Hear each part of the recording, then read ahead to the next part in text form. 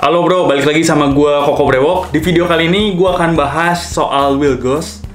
Karena dia sempat ngeposting, mungkin dia lagi mau masuk kali ya ke dunia skincare, dan dia bilang bahwa dia pakai minoxidil. So gua akan bahas di sini gimana perkembangan brewoknya.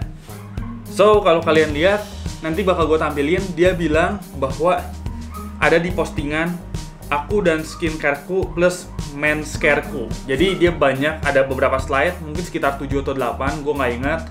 Dia banyak pakai produk perawatan wajah, dan ya itu gue nggak akan bahas lah ya, karena kan gue nggak ada di dunia sana. Tapi gue akan bahas yang dia pakai minoxidil. So ini postingannya, dia bilang skincare tuh baru rajin banget 1 minggu ini yang dipakai full produk. Tapi kalau minoxidil untuk numbuhin facial hair udah 3 tahun yang lalu, dan it works. Sangat berhasil, lihat wajah saya. So ini gue bakal ngeposting juga fotonya Will Goss. Kalian bisa lihat, ya 3 tahun brewoknya ya segitu-gitu aja.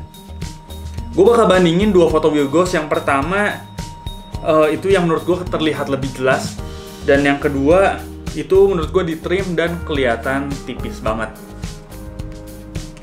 3 tahun kasusnya persis sama yang gue pakai. Gue pakai minoxidil dan kawan-kawannya 3 tahun. Gue yakin sih apa yang gue pakai lebih banyak daripada apa yang Will Goss pakai, karena yang pertama gue jualan minoxidil juga, jadi pasti gue pakai teman-temannya juga. Gue pakai biotin, derma, rogen, segala macem lah.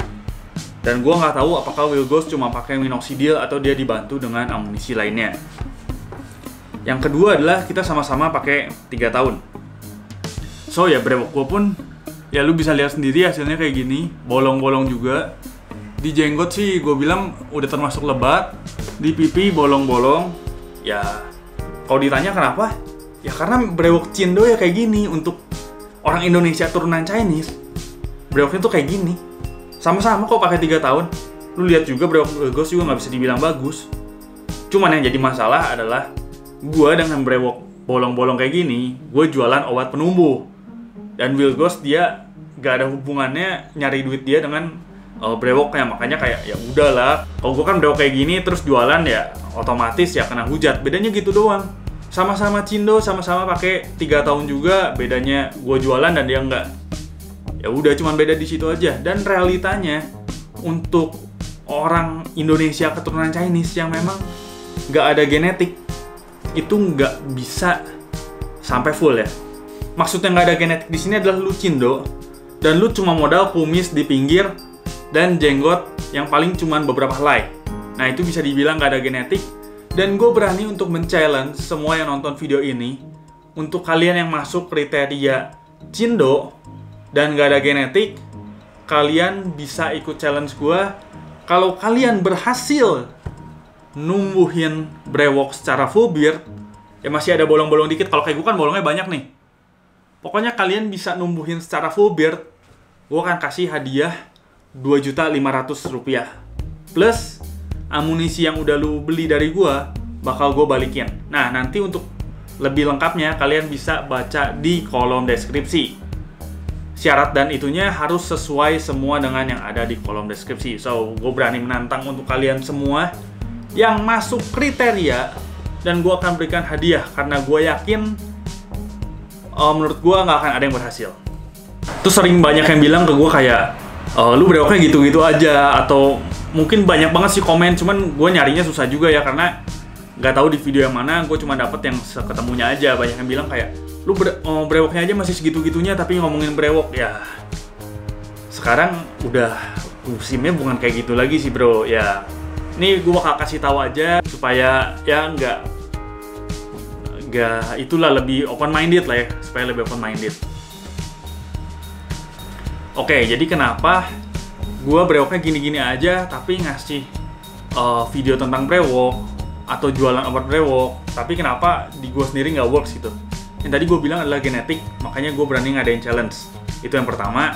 Dan yang kedua adalah, lu kalau nyari duit jangan idealis bos, yang penting ada pasarnya. Sekarang tuh udah nggak zamannya orang kayak lu harus pakai apapun yang lu jual. Udah nggak kayak gitu. Ada yang kayak gitu dan berhasil tuh ada, tapi itu bukan suatu patokan. Maksudnya kayak lu kalau lihat Atta Halilintar, dia pakai produk sendiri, dia pakai bandana AHA, dia pakai hoodie AHA kemana-mana, ya itu oke, tapi itu nggak berlaku untuk semua. Banyak juga kok orang encek-encek yang ibadahnya ke kelenteng, itu jadi juragan hijab, itu banyak banget. Ya otomatis dia udah nggak usah pakai dong. Atau banyak juga orang yang kayak jualan tas impor murah, cuannya gede-gedean, sebulan bisa ratusan juta atau mungkin bisa miliaran. Dianya pakai LV kok, nggak pakai tuh tas-tas yang dia jual yang murah-murah, yang mungkin satu tas 100.000, mungkin yang pokoknya tas-tas imitasi, mungkin dia jualan yang kayak gitu dan pasarnya ada, laku banget. Tapi dianya sendiri karena banyak uang dia pakainya LV juga, pakai tas-tas mahal juga yang merek-mereknya gua nggak tahu juga. Karena sekarang udah nggak kayak gitu. Kalau lu lihat ya sekarang, kemarin yang sempat heboh karena memang marketingnya gila-gilaan. Lu tahu kan pasti Deddy Corbuzier. Udah pasti tahu dong. Dia kan ngeluarin brand yang namanya Alpha Rules, dan dia jual gue lupa namanya, full body compact, full body apa gitu, yang dia bisa untuk kepala juga, untuk rambut, dan bisa untuk badan. Nah kita kan udah tahu ya kalau Deddy Corbuzier kan, Om Deddy kan botak gitu, tapi nggak ada yang ngehujat, nggak ada yang berani ngehujat gila-gilaan, paling cuman buat bercandaan aja. Kenapa? Padahal kan sebenarnya bermasalah gitu, kayak gue nggak ada brewoknya dan lu hujat, tapi kenapa lu nggak berani hujat Om Deddy? Ya udah jelas ya, karena ya lu takut disomasi, takut dicari kan. Om Deddy cukup barbar ya, cukup sangat-sangat berani gitu. Ya karena itu, kalau kayak gue sering dapat nih, ada nih komen kayak gue ngasih testimoni gitu, si Cina bikin testimoni palsu biar dagangannya laku ya, jangan mau dibegoin sama si Cina. Lu berani nggak ngomong kayak gitu di postingan Om Deddy Corbuzier? Kalau berani baru. Kenapa Om Deddy jualan kayak gitu? Karena ada pasarnya. Ada orang yang maunya praktis, maunya simple. Ada orang yang maunya serba cepet, karena ada pasarnya. Jadi udah nggak suatu kewajiban. Lu jual apa dan lu harus pakai itu. Lu jual apa, lu harus pakai, harus berhasil, harus apa. Nggak juga. Banyak juga kok juragan-juragan yang jual kosmetik murah gitu, jual kosmetik untuk daerah yang lebih pedalaman, bukan di kota banget, sangat laku, dan si juragannya atau si bosnya nggak pakai kosmetik itulah, dia pakai kosmetik mahal juga. Jadi nggak selalu apa yang lu jual itu harus lu pakai, harus lu berhasil, harus selalu pokoknya lu identik dengan itu, nggak juga. Makanya kenapa ada yang namanya review produk. Kalau kayak gua kan jualan Minox nih, jualan produk orang yang udah mendunia. Ya lu bisa cari review, kalau memang lu percaya dengan reviewnya ya lu beli gitu. Jadi gak usah lihat kayak wah penjualnya nggak berewokan, produknya nggak bagus. Nggak juga, karena kan ada masalah genetik gitu. Tinggi orang bule dengan tinggi orang Asia, ya pasti rata-rata tetap tinggi orang bule lah, karena genetik gitu. Ya lu bisa lihat kayak kalau tadi gue bilang produk yang udah ternama, ya lu bisa baca review. Atau misalnya kalau brand sendiri kayak Deddy Corbuzier gitu, dia keluarin brand sendiri, kan ada yang nge-review misalnya anggap wah itu pasti selebgram atau selebriti, itu kan temennya dia nge-review bagus, ya udahlah pasti bakal ada orang yang gak kenal yang mau nge-review, yang mau beli gitu. Lu jual produk apapun, jual produk yang gak ada namanya gitu, maksudnya kayak kalau gue kan Kirkland gitu udah jelas ternama, lu jualan apa kayak keripik apa, pasti bakal ada orang pertama yang gak ribet dan mau beli produk lu, yang percaya oh gue mau coba deh.